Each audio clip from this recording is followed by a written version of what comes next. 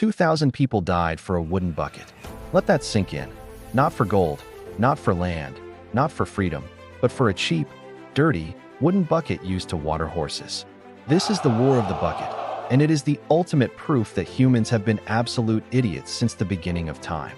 If you think your neighbors are petty because they complained about your loud music, wait until you see what the Italians did in 1325.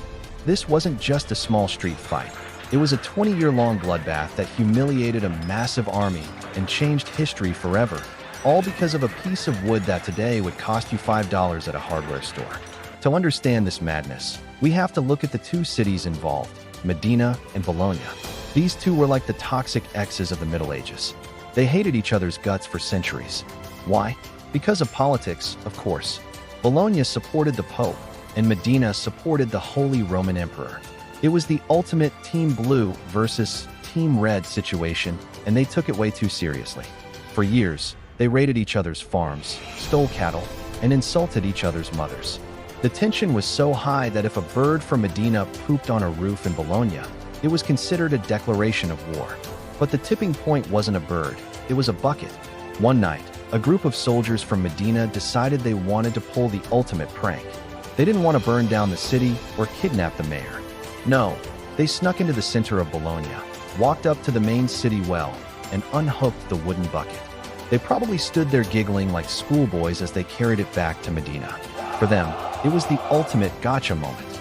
They took the bucket, filled it with looted treasure just to rub it in, and displayed it in the center of their city like it was the Olympic torch. You'd think Bologna would just buy a new bucket, right? Wrong. They lost their minds.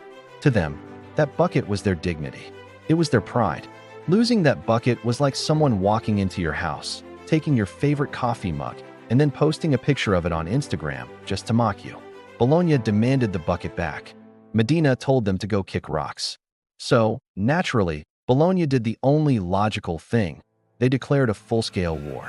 Now, look at the numbers, because this is where it gets embarrassing. Bologna wasn't playing around.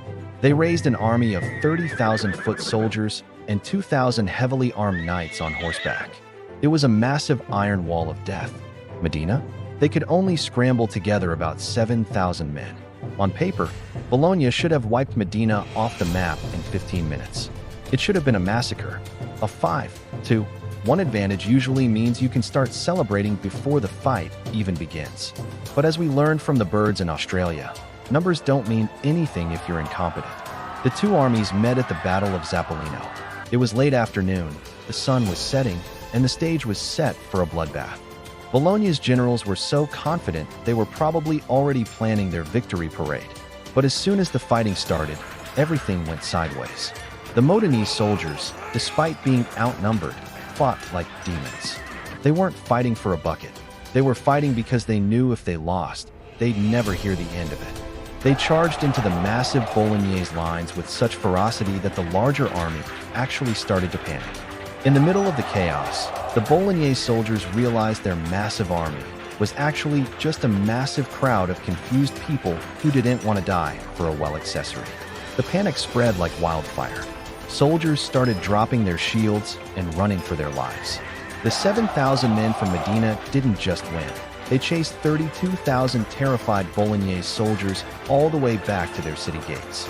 Imagine being a citizen of Bologna, looking out your window, and seeing your entire elite army running away from a group of guys who are probably still making jokes about the bucket they stole.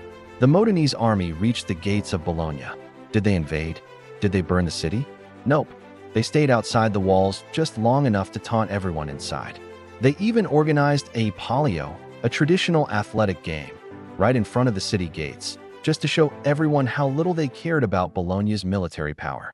Before they left, they decided to take another bucket from a well outside the city walls, just for the collection. By the time the sun came up, 2,000 people were dead. 2,000 families lost fathers, sons, and brothers because of a dispute over a wooden bucket that nobody actually needed. The war officially dragged on for another couple of decades with minor skirmishes, but the damage was done. Bologna never got its bucket back. Never. If you go to Medina today, you can go to the Torre della Ghirlandina, and there, hanging from the ceiling, is the bucket. The actual bucket. It has been sitting there for over 700 years as a giant middle finger to the city of Bologna.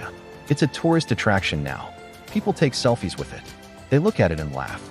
But they forget that this piece of rotten wood is soaked in the blood of 2,000 people. This is the peak of human pettiness.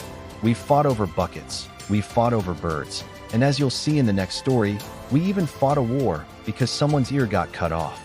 Human history isn't a series of grand, noble battles. It's a long list of people doing stupid things for even stupider reasons. So, the next time you're about to get into a fight over something small, just remember the guys from 1325. Ask yourself, is this worth 2,000 lives and 700 years of embarrassment? Probably not.